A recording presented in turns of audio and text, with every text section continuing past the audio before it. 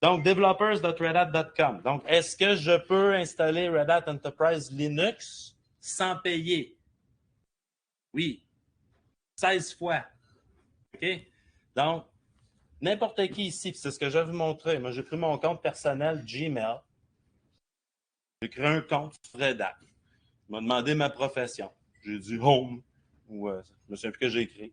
Puis, j'ai eu mon compte sur Red Hat. Parce que je voulais vous montrer justement que je pouvais enregistrer mon système Linux avec un compte Gmail. Après ça, je suis allé dans le portail Developers. Okay? C'est là, je vous dis, des fois, c'est pas parce qu'on travaille là qu'on connaît tout.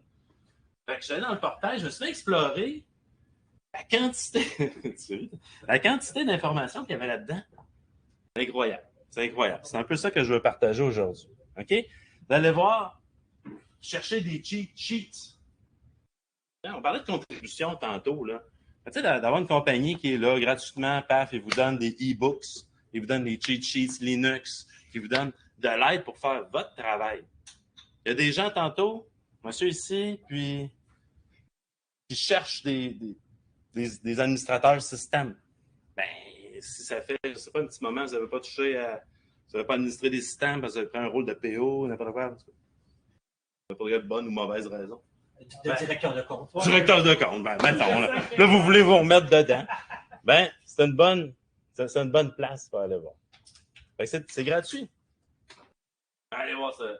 Sérieusement, là, je ne vais pas vous montrer aujourd'hui, mais allez voir ça. Ça, là, Dan Walsh, OK, qui est probablement le présentateur, mon présentateur préféré, juste après Martin et Alexis.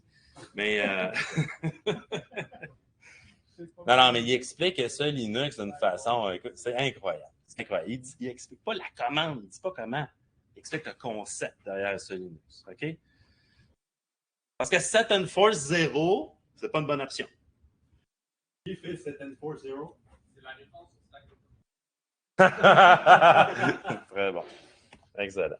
Donc, même chose pour Ansible. Même chose pour Ansible Automation Platform. Vous voulez l'essayer. Bon, c'est un trial. Là. Lui, vous n'avez pas accès comme, de façon illimitée. Mais quand même, ça peut vous donner une bonne idée c'est quoi la plateforme. Bon, essayez-le. Amusez-vous avec ça. Fait que c'est ce que je vais faire avec vous. On va se connecter à la console. OK? J'ai même pris la peine de faire une VM Linux sur mon Mac. Je me suis dit, écoute, je ne pouvais pas faire ça.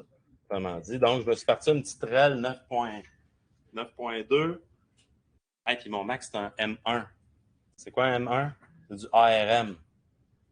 Tantôt, j'ai parlé qu'on roule sur n'importe quelle plateforme. Ma version de RHEL, c'est la version ARM de RHEL. C'est important. C'est fun, ça. Fait que, ici, vous avez développeur, redhat.com. Je vous montre mon compte. Marwim@gmail. Donc là, c'est enregistré, ça, Martial? Oui. Genre des insultes, plein d'affaires.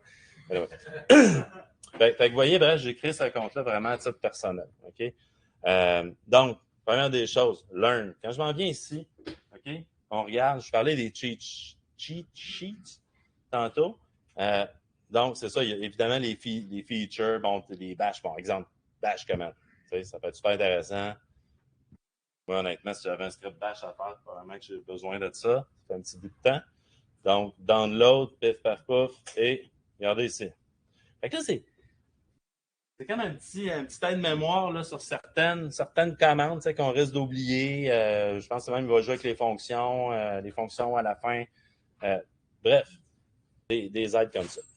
Qu'est-ce qu'on a aussi? On a les e-books. Tantôt, j'ai parlé de celui de Dan Walsh, mais il y en a plein. GitOps. On s'entend qui fait du GitOps ici? Sérieux. Funman. Ah! OK. Parfait. C'est bon. Kubernetes. OK. C'est bon. Bref, il y a plein de technos pour aller voir. Donc, des livres super intéressants. Donc, au niveau de l'automatisation, qui utilise Ansible? Ah, c'est bon. Excellent. Donc, qui c'est qu'il y avait 10 000 serveurs? Tu cherches un employé là, pour sysadmin pour 10 000 serveurs? Our Research Capital. Ansible. Ah ouais. Ça te prend ça. OK. C'est bon. C'est bon. OK, excellent. Donc, ça, c'est ce que je vais vous montrer. Maintenant, au niveau des abonnements. Donc, quand vous avez votre compte, vous avez accès à access.redapp.com. OK? Donc, il y a le Customer Portal. Parce que oui, même si vous n'avez pas payé, vous avez créé un compte chez Red Hat, vous êtes un client chez Red Hat. OK? Ça vous a donné une subscription. OK? Un abonnement développeur. Utilise un, qui est cette machine-là, sur 15 disponible, sur 16 au total. OK? Là, vous me dire, c'est bien, bien compliqué? Non, c'est pas compliqué. Fait que là, vous allez voir ici, parallèle desktop, là, moi, je me sers de ça, ça, c'est ma base. On va se partir une VM, on fait un petit link clone. Donc, Meetup 1, save, et on part la VM. Donc, cette VM-là, qu'est-ce que j'ai fait? J'ai tout simplement installé RHEL 9.2. Elle est prête, mais elle n'est pas subscribe, elle n'est pas enregistrée. OK? Autrement dit, si j'essaie de faire DNF update, DNF install, évidemment, il va vouloir contacter son repo, il ne pourra pas. Et là, vous avez une version entreprise entre les mains. Là. Vous avez la même version qui roule à votre banque, possiblement. Ou, tu sais, votre compagnie aérienne. Fait qu'ici, si vous installez un lab chez vous, si vous avez un petit déploiement, donc, je rentre ici, évidemment, mon système Not Register. Je m'en viens là. En sudo, subscription register. C'est pour ça que j'ai laissé mon veston en arrière. La dernière fois que j'ai essayé de faire des commandes avec un veston, là, ça n'a pas marché, je vous le dis. Ça, auto-attache?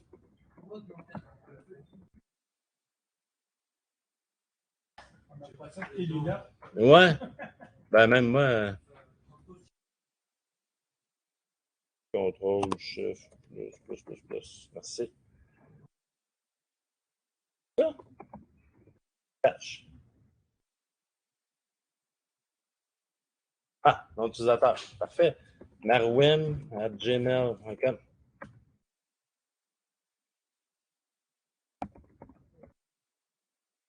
Avec mon Red Hat, ce n'est pas un compte payant. Il s'enregistre. Parfait. Nom système Meetup 1. Puis, je suis abonné. C'est fait. Donc, oui, je peux faire les updates à partir d'ici. Donc, si je m'en viens ici, je fais un rafraîchissement, on va voir que j'ai deux systèmes. Là, elle va me dire, OK, bon, c'est cool, parfait, j'ai une version entreprise. Mais, la version entreprise, là, si je m'en viens ici sur console, redhat.com, en plus de vous donner accès à cette version-là, OK, qui a été certifiée, qui a été validée pour les entreprises, on vous donne aussi l'accès au portail web. Ah, ben là, je ne l'ai pas. Là, je l'enregistre. Sudo Insight. Connaissez-vous Insight? Vous savez quoi? Ouais? OK. Là, j'avais oublié d'enregistrer. Fait que là, j'enregistre à Insights. OK? Une fois qu'il est enregistré, je vais voir là ce qu'il est en train de faire, c'est de scanner toute ma VM. OK? Il va envoyer le data à notre SaaS. Il va aller faire toute l'analyse des vulnérabilités qui sont en place. OK? Fait que là, je refais système ici. Donc, je devrais avoir mon Meetup 1. Puis, Meetup 1, vous voyez? Et déjà, je vois l'ensemble.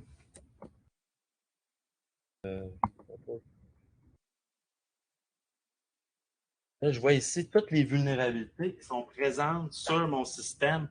Je peux aller cliquer sur un, aller voir le détail, comment je devrais y remédier.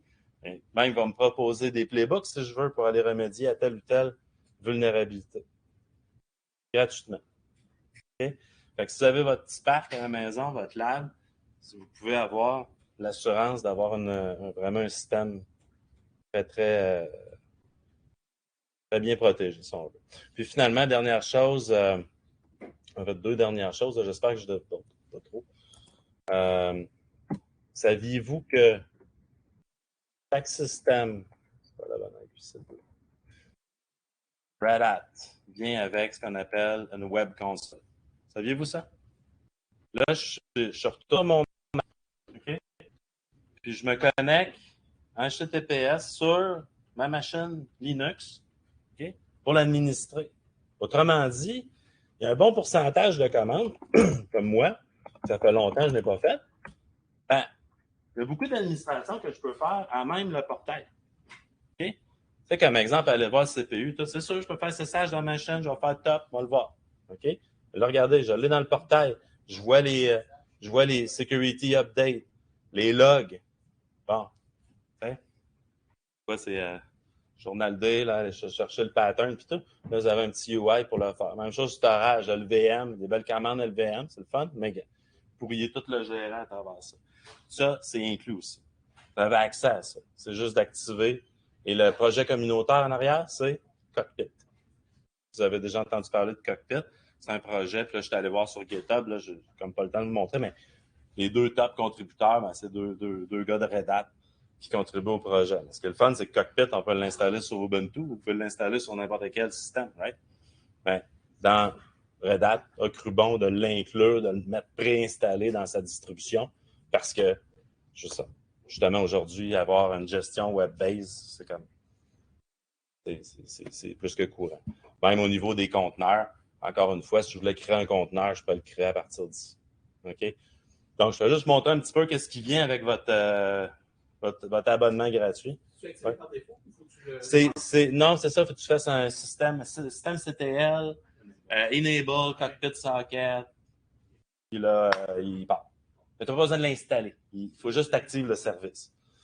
Parce qu'ils se disent, ben, peut-être qu'il y en a qui ne veulent pas ouvrir le port 90-90 ou ils ne veulent pas ouvrir un port uniselement. Fait que ça te laisse l'opportunité de le faire. Ou qui ont 10 000 serveurs et 10 000 consoles. Exact. Fait que j'ai fini dans juste une petite seconde. Dernière chose que je vais vous montrer avec le Red Hat développeur, c'est, là, j'ai vu du Kubernetes ici. Sérieusement?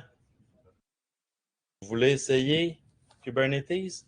En fait, j'ai-tu passé à la bonne place? Allez ici. Get Start avec le Developer Sandbox. Cliquez ici. Ça va vous faire un sandbox dans un OpenShift hosté qu'on a déjà. Comme un OpenShift partagé. Puis ça vous crée un projet dans ce OpenShift-là.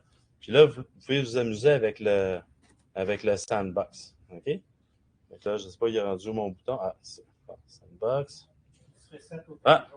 Ben, regardez. Fait que ça, c'est mon environnement OpenShift, OK? Qui est là.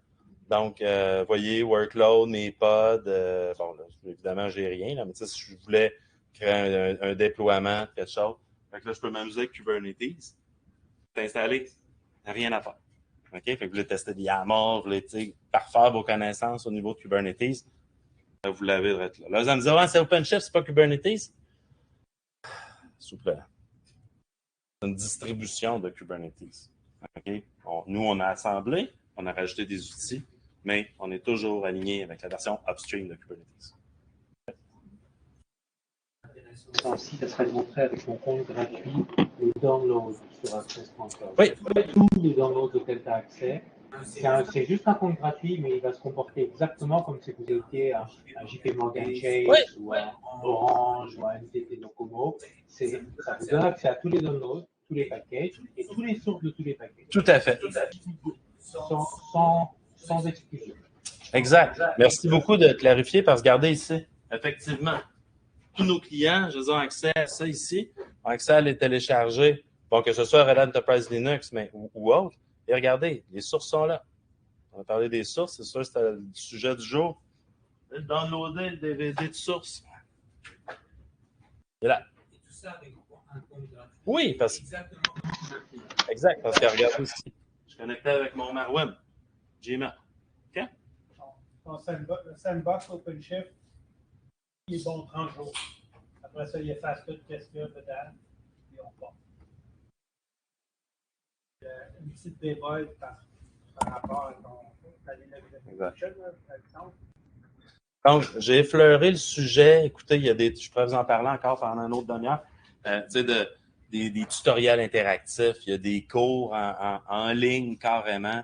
Vous voulez apprendre Ansible, faire des playbooks, Get Start, là, My First Playbook. Tout est là. OK? Fait je vous encourage juste à aller créer votre compte. Amusez-vous avec ça. Vous n'êtes même pas obligé de dire quelle compagnie pour laquelle vous travaillez. Puis, have fun! Merci. Ben, merci.